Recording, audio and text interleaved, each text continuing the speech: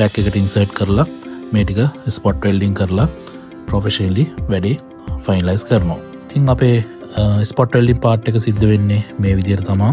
හයි quality nickel ස්ට්‍රිප්ස් එහෙම දාලා හොඳ ස්ට්‍රෝං බොන්ඩ් එකක් එන විදිහට ස්පොට් වෙල්ඩින් එක කරගන්නවා. මොකද මේක e-bike එකක් නිසා ভাইබ්‍රේෂන් වලදී නිකල් ස්ට්‍රිප්ස් ගැලවෙන්න පුළුවන්. ඒ නිසා ස්පොට් වෙල්ඩින් කරන පාර්ට් එක හරියටම කරගන්න ඕන. ඔයාලට රිපෙයාර් කරගන්න බැරුව ඔයගලගේ e-bicycle බැටරිස් තියෙනවා මේ විදිහට අපිට කියලා රිපෙයාර් එකක් කරගන්න පුළුවන්. එහෙම නැත්නම් ඔයගොල්ලෝ කලින් රිපෙයාර් කරගෙන වැඩේ අන්සක්සස්ෆුල් නම් අපිට කියලා ප්‍රොෆෙෂනලි මේ විදිහට රිපෙයාර් එකක් කරගන්න පුළුවන්. ඉතින් මේ වගේ e-bicycle වලට අමතරව අපි power tools වල බැටරිස්, JBL වල බැටරිස්, UPS වල බැටරිස් එහෙමත් රිපෙයාර් කරනවා. ඒ වගේම කස්ටම් මේඩ් බැටරි පැක්ස් එහෙමත් හදනවා.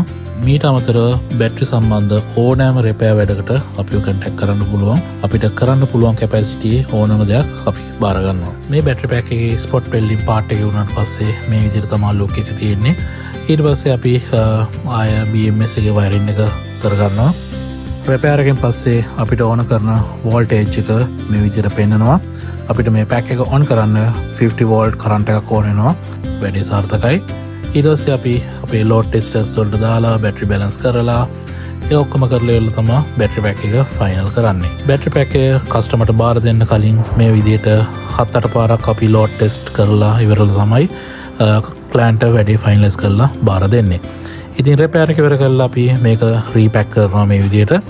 මේකට අපි ඔරිජිනලි ආපු ෆයිබර් කේසින් එකම යූස් කරලා මේ විදිහට PVC රැපින් එකක් අපි අලුතෙන්ම දාලා මේක සීල් කරනවා. මේක වතුර යන්නේ නැති වෙන්න හරියට සීල් කරගන්න ඕන. ඉතින් බැටරි පැක් එක රිපෙයාර් එක අපේ අතින් සිද්ධ වෙන්නේ මේ විදිහට තමයි. ඔයාලගේ බැටරි පැක් රිපෙයාර්ස් තියෙනවා නම් අපිව කන්ටැක්ට් කරන්න. ඔයාලට මේ විදිහට ප්‍රොෆෙෂනලි ක්වොලිටියට වැඩක් අනිවාර්යයෙන්ම කරගන්න පුළුවන්.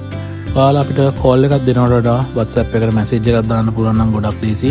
මොකද කෝල්ස් හැම වෙලාවෙම ආන්සර් කරන්නේ නැති නිසා WhatsApp එකට ඔයගලන්ගේ රික්වයර්මන්ට් එක කියලා මැසේජ් එකක් හරි වොයිස් මැසේජ් එකක් හරි දැම්මම නම් ගොඩක් ලේසි අපිට කමියුනිකේට් කරගන්න.